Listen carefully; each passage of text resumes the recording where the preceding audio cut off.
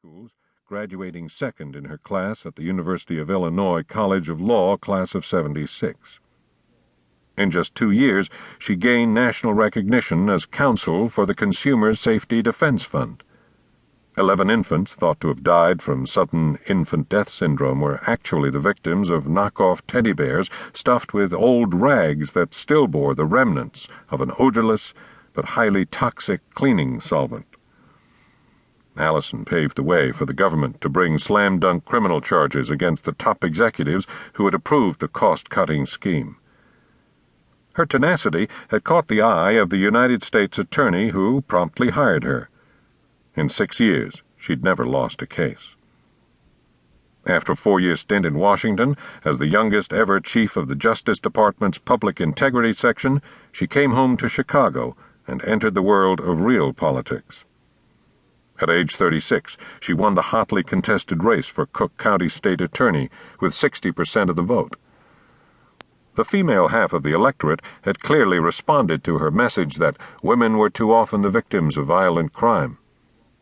Even her own pollsters, however, weren't sure whether male voters had been moved by the issues or by what her sexist opponent called the Princess Grace factor.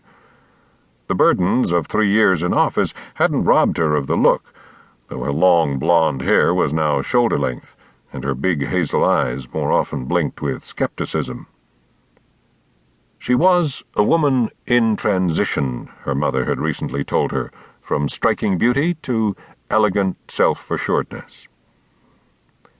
"Good night, darling," she said as she planted a kiss on Emily's forehead.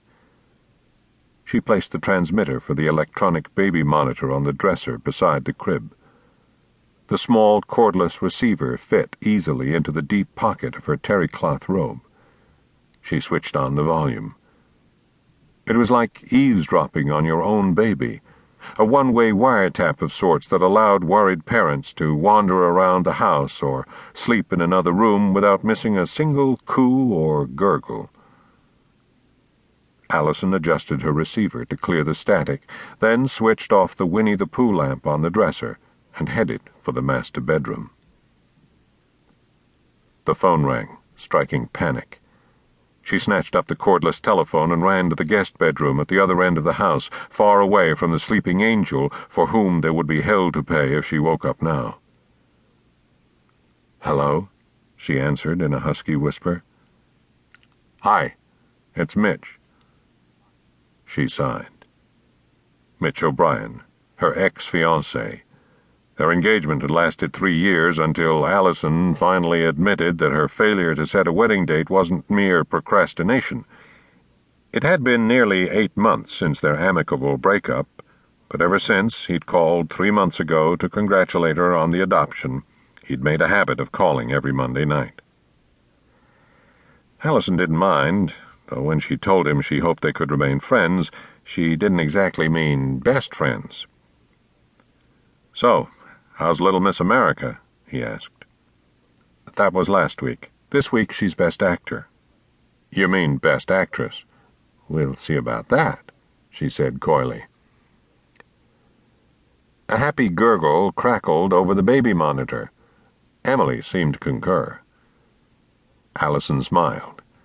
"Actually, she's so chatty lately I may groom her to replace Oprah in 2010. How's this for her first show? Michael Crichton and Martha Stewart jointly touting their delicious new cure for cancer."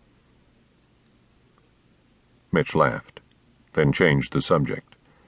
He was soon fishing to see how things were going in the dating department. She did have a new significant other, though a long-distance relationship with a man who lived in New York hardly seemed significant compared to what was in the next room.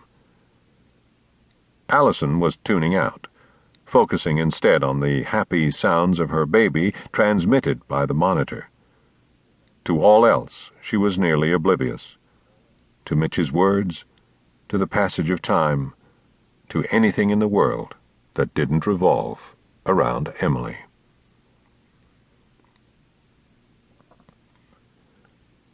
The taker was getting interference.